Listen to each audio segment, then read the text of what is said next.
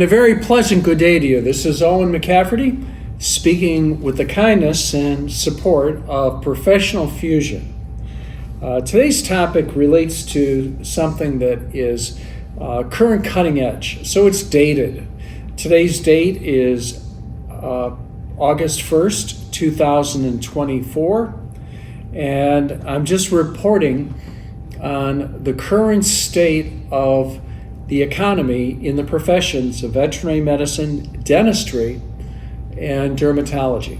And I can speak to all fairly well because 2 out of the 3 I've tapped within the last few days.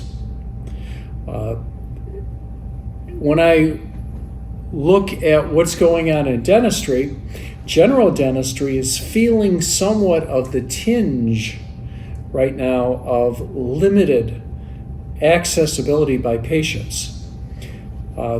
People aren't accepting the recommendations of the dentists for more extensive treatment or trying to defer it.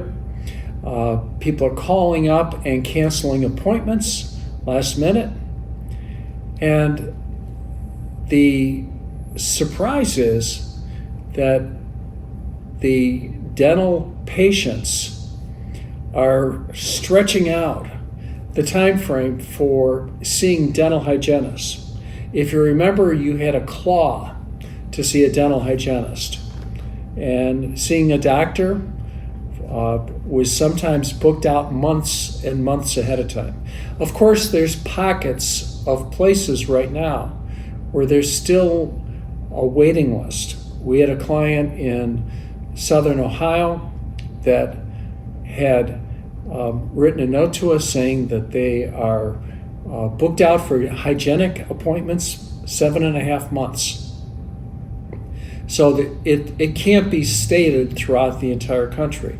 I talked earlier this morning with a veterinary client, and he had asked me, he said, have you noticed that there is a reduction in the interest of clients in bringing their pets in? And the answer obviously is yes. The economy is in a state of stress right now. And it's in that state of stress for a variety of reasons. First of all, this is an election year. Every 4 years, I don't care when or where it is, there's a definite depression, not necessarily in the economics, but in the attitude of people. Candidates talk about each other in less than the most glowing comments. And every 4 years, we have a grand election, and that's for President of the United States. So as a result of that, there is somewhat of a fear of what's going to happen. And I don't care what side of the aisle you sit, either left, right, or center, there's concern. Second issue is there's a real concern that's justified because people are losing jobs, especially in the automotive industry. We talked in other videos that we're finding that the inventory of trucks and cars by all of the major manufacturers are being loaded onto the dealer lots. And even then, the major manufacturers, especially the American ones, are finding that they cannot sell the cars and trucks at the prices that are specified. Part of the reason is these vehicles are really overpriced. Of course, when you're used to overpricing and then you have to right size, there's a lot of pain involved in that. Gee whiz, if we just can't mark it up by $3,000, $5,000, $10,000 over what the manufacturer's suggested retail price is, it's not a good day. So we're finding that the customers, in looking at buying their vehicles, are becoming more hesitant. On the other hand, repairs are really doing well. People are trying to hold on to their cars. I myself drive to work every day in an 18-year-old Acura TL Type S with 6-speed manual transmission. I don't want to give it up. I have no incentive to go for the dual turbocharged hybrid engines with lower numbers of cylinders than what I have. So I think the economy itself is going to be slowing down. And remember, every time one person loses a job, it has a rippling effect in the economy of 6 times. So we are looking at not only the automotive industry, but also the technology-based industries. California, we're seeing in Silicon Valley, people are losing jobs. We're seeing that middle management right now is being affected most sorely by either reduction in hours or a layoff completely. So that's happening right now, and I'm looking towards the end of 2024 as being a significant time of economic reduction. We're also seeing chains, restaurant chains, supermarket chains, sundry chains of companies that sell everything A to Z, soup to nuts. They're either leaving because of lack of safety, as they are in the great state of California, or they're leaving a community because there's just not enough business. So we are going to see some of that occur. And then the final issue is the pricing change. And we talked about pricing before. Pricing is a combination of inflation, corporate greed, and an effort to try to get as much as you can, as soon as you can, before the jig is up. So with all of that involved, you're finding that it's going to be a challenge towards the end of 2024. So those of you in the professions of veterinary medicine, dermatology, and dentistry are going to see some of that occurring. Now let's look at it on the other hand.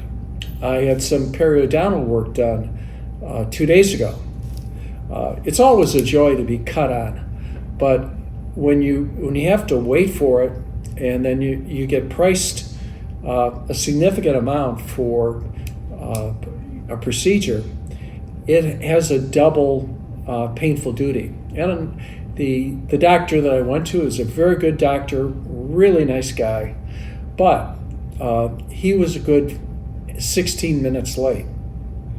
And then the actual procedure occurred and was very well performed. A modicum of pain was de minimis, I'd say. And as a result of that, I was out within the hour. So it took about 43 minutes for the actual procedure. The waiting room was jam-packed with people. Now, I grant you, they weren't the young folks. There were a lot of geriatrics. I was probably one of the youngest people in the waiting room, and that does say something. So we're finding that certain specialties are still doing rather well. But in the time of recession, the same specialties in veterinary medicine, dermatology, and to some extent, the dentistry are going to feel the impact. And we'll be looking at some of these things, monitoring them, and reporting to you on them. Some of the things that I see, our inflation rate is not stopping. So any of you that remember one of our prior presidents, President James Carter, aka Jimmy Carter, know that stagflation is a really challenging activity. That's when you have a stagnant economy or even a declining economy with rising prices. And I see us getting to that right now. So that means that when your wages or your fees or your profits don't increase at the same level as the cost and the price of buying products, you're in trouble. And that is what is happening right now. It's not just the inflationary input, but the pricing input. And pricing, again, is price level adjusted efforts, as I said before, corporate greed, supply chain problems, transportation costs because of the high cost of energy, and the last aspect is we have a shortage of people that want to work for a living right now. I think that is going to change, and I think in 2025 and 2026, especially with the flood of folks that came in, and they can start to learn the English language, you'll find that we could have, again, an oversupply of workers. The extent of the amount, I have no idea. And then finally, the one aspect for our economy that we try to monitor is what's happening in terms of the election results. Who's going to be in authority and power?